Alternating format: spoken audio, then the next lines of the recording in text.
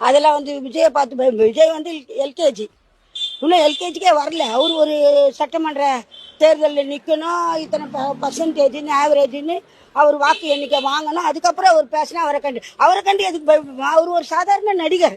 ஒரு நடிகர்னா பொதுமக்கள் நிச்சயமா வந்து ஒரு நடிகர் வராங்க, ரஜினிகாந்த் வராரு அப்படின்னா கூட்டம் கூடலீங்களா? அன்னைக்கு முதலமைச்சராக இருந்த எம்ஜிஆரை பார்த்து கூடாத கூட்டமா இன்னைக்கு விஜய் பார்த்து கூட போகுது. அதே மாதிரி அந்த ஜெயலலிதா அம்மையாரை பார்த்து கூடாத கூட்டமா விஜய் பார்த்து கூட போகுது. விஜயகாந்த் இறந்துட்டாரு, அவரை விடவா?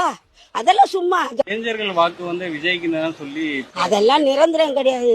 சும்மா பேசலாம், யார் வேணா பேசலாம், எது வேணா பேசலாம். அன்னைக்கு எலெக்ஷன் அன்னைக்கு எத்தனை பர்சன்டேஜ் ஓட்டு வாங்குறாங்கன்றதுதான் முக்கியம். இன்னும் அவர் வரவே இல்லையே, நுழையவே இல்லையே, என்ட்ரியே ஆகலையே. அவரு சில திரைப்படங்கள் வேலையை முடிச்சுட்டு வந்து அடுத்து நான் வந்து கட்சியில போய் தொடங்க போறேன் அப்படின்னு தொடங்குங்க, சந்தோஷம். தொடங்கிட்டு நல்ல மக்களுக்கு நல்லா செஞ்சு நல்ல வாக்கு வாங்கிட்டு அதுக்கு வர்றதுக்கு முன்னாடி என்ன பார்த்து இவர் பயப்படுறாரு, என்ன பார்த்து அவரு பயப்படுறாரு, அதெல்லாம் சும்மா பேச்சு. 2026 தான் என்னுடைய இலக்கு அப்படின்னு சந்தோஷம். 2026 அவருடைய இலக்கா இருக்கட்டும், அவர் வரட்டும், வந்து மக்களுக்கு நல்ல பணி செய்யட்டும். இப்போ வந்து நான் வந்து மக்களுக்கு இதை செய்வேன் அதை செய்வேன் என்ன பண்ணியிருந்தாரு, திடீர்னு வந்த உடனே அவர் முதலமைச்சர். அதெல்லாம் சும்மாங்க.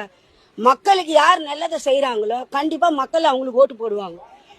அவங்க திமுக அண்ணா திமுக அதுன்னு இல்லை, யார் மக்களுக்காக உழைக்கிறாங்க, திடீர்னு வந்து நான் மக்களுக்காக உழைக்கிறதெல்லாம் எடுபடாத ஒரு விஷயம். அதனால சொல்றேன், சும்மா அதெல்லாம்